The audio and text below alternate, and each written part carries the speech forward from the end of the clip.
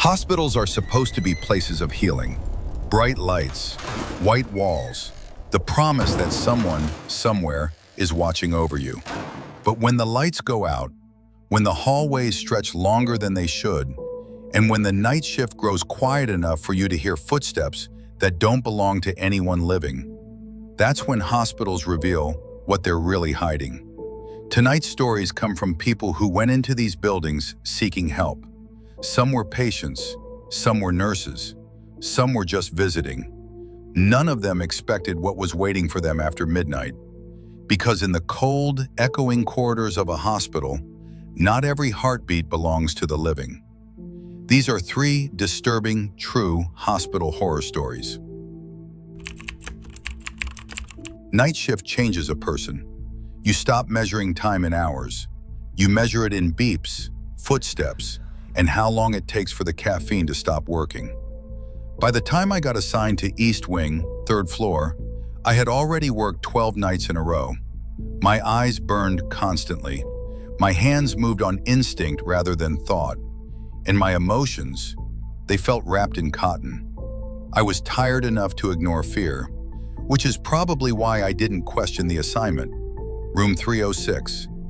The nurse handing off my shift hesitated when she read the chart. "You've got the coma patient," she said. Something in her voice felt wrong. "Anything special I should know?" I asked. She shook her head too quickly. "No visitors, no family, vitals every hour." Then she added, quieter, "Just don't spend too long in there." That should have been my first warning. Room 306 sat at the very end of the hallway, every other room buzzing with machines, televisions murmuring softly, call lights blinking red. But 306 sat in silence. Inside, the patient lay motionless, an elderly man, at least 70, sunken cheeks, pale skin stretched tight over bone, tubes in his throat, IV lines spiderwebbed across his arms, chest rising, falling, alive. His eyes were closed. I checked his vitals. Everything normal for a coma patient. Nothing unusual, but something felt off. The room was too quiet. Even the machines seemed hesitant to make noise. Before leaving, I glanced back once more, and for just a second, I thought I saw his fingers twitch. At 1 a.m., I returned. The man's head had turned slightly toward the door. At first, I assumed I misremembered his original position. After all, exhaustion messes with your memory. At 2 a.m., his left hand rested over his heart. At 3 a.m., his legs were bent under the blanket, perfectly arranged, too deliberate. Coma patients don't shift themselves like that. I adjusted him, returned him to a neutral position, and documented everything. My stomach stayed tight for the rest of the hour. At 3:47 a.m., I felt eyes on me. Not from patients, from the hallway. I stepped out of the supply closet and saw the shadow first. A tall silhouette, standing at the very end near room 306. I blinked. The hallway was empty, but the air felt thick, charged, like right before a storm. When I entered room 306 again, the patient's face was turned directly toward the door, as though he'd been waiting. His lips were slightly parted, and for the first time since I'd met him, he was smiling. I backed out of the room without turning my back. At 4:12 a.m., I checked the central records terminal. Room 306 didn't exist. Not just unassigned, erased. No digital logs, no admission history, no doctor listed. Only a single printed file locked in the physical records room. When I opened it, my blood went cold. Time of death, 3 days ago. Cause, cardiac arrest during emergency surgery. I stared at the words until they blurred. Then I ran. Security followed me back to 306. The room was dark, empty. No bed, no machines, no IV stand, just a perfectly clean, dustless space.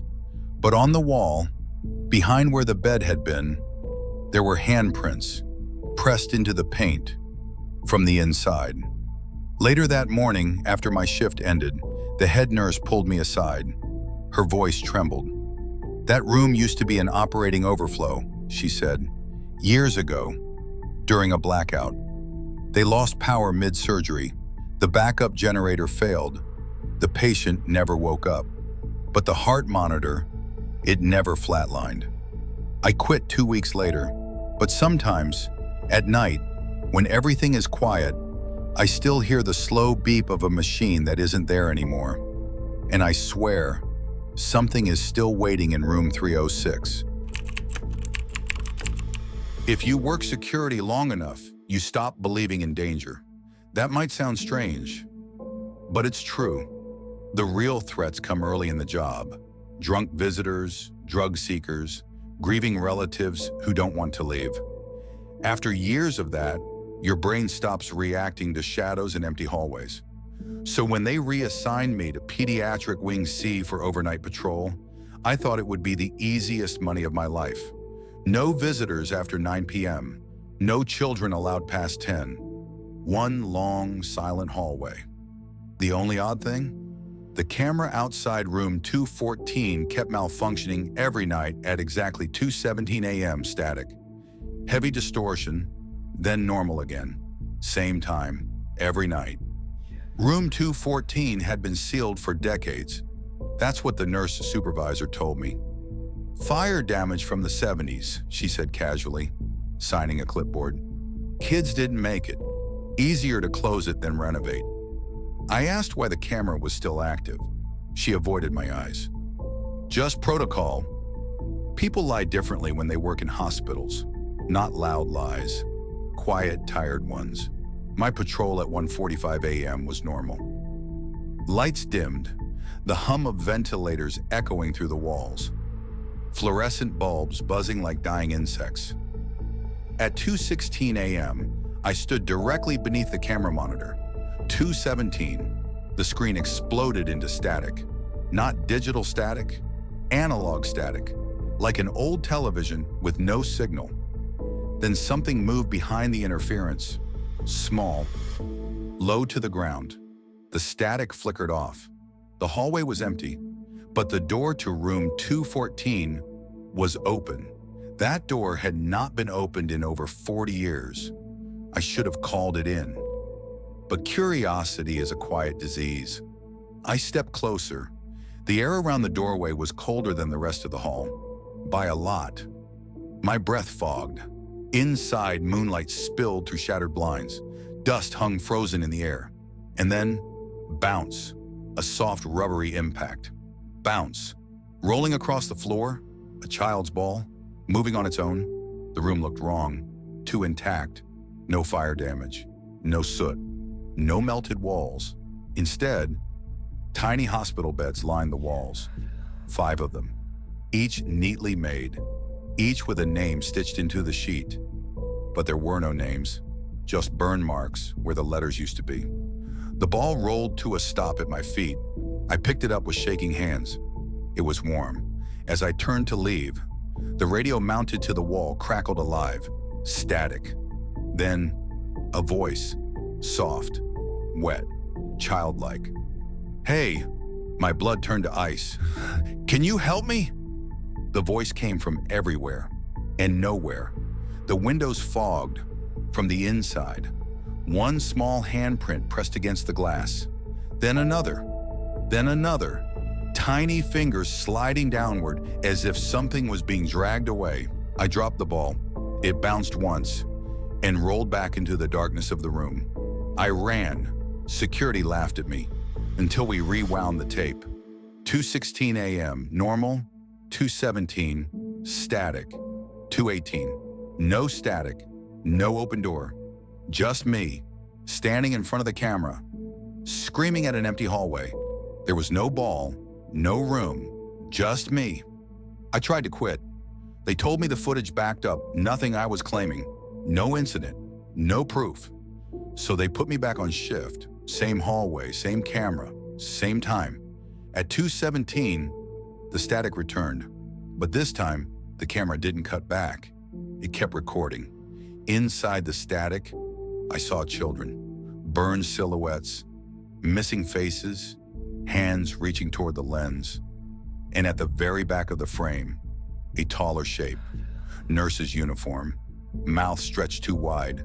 The hospital archivist finally told me there was no electrical fire. It was intentional.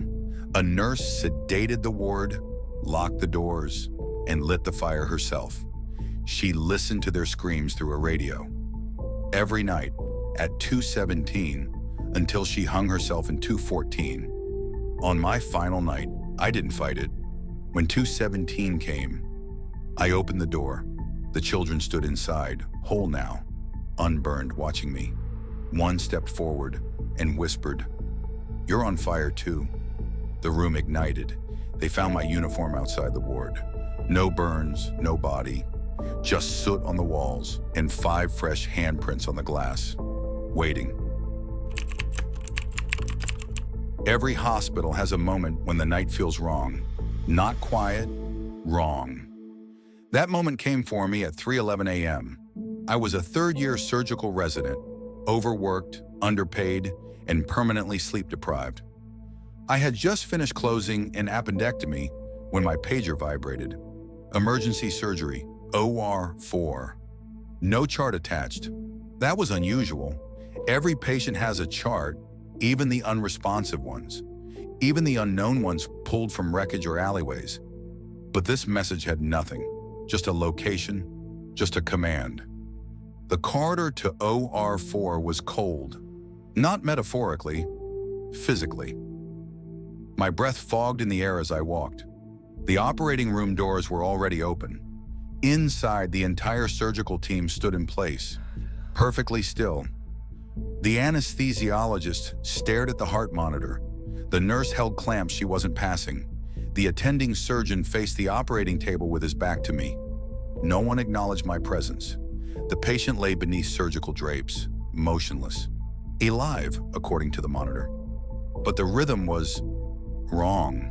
The beeping wasn't steady, it staggered, like a heartbeat trying to remember how to beat. "Who is it?" I asked. No response. I stepped closer. The drape covering the patient's head slipped just enough for me to see part of the face. And that was when my stomach dropped. There were no identifying features, no eyebrows, no eyelashes, no nose. Just smooth, stretched skin where a face should have been. The mouth was present, barely, a thin horizontal slit that twitched as if trying to speak. The monitor suddenly flatlined. Beep! Everyone in the room moved at once, but not to save the patient, to restrain me. "Don't touch the drape," the surgeon said calmly, too calmly.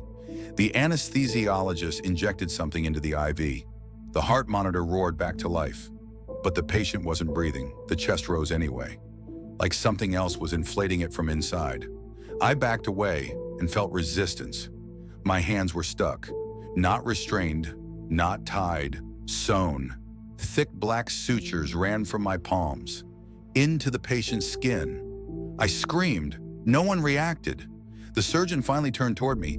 His eyes were clouded, milky, dead.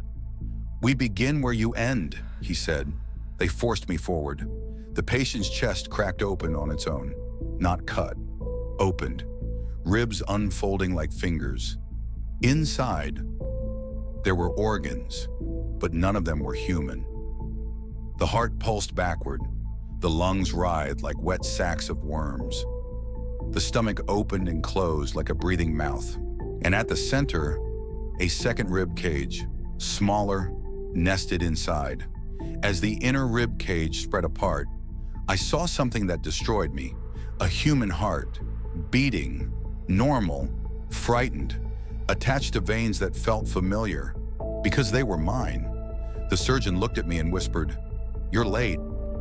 Suddenly, I remembered things that never happened. Dying on an operating table, standing over my own body, being sewn into someone else, over and over and over. I was not a resident. I was raw material. The faceless patient finally spoke, through my own voice. "You always wake up screaming," it said. The sutures tightened. My arms were drawn into the chest cavity. Bone-pierced skin, muscle folded into muscle. My spine bent backward, and the world went dark. At 6 a.m., or 4 was spotless. No blood, no staff listed on duty, no surgical record, only one anomaly, a new resident on the morning roster. Young, pale, hands shaking. Name badge read, Doctor redacted my name. The patient from last night was wheeled to recovery, face restored, breathing steady, identity unknown. As he passed me in the hallway, he smiled, and I felt the stitches tighten in my hands again.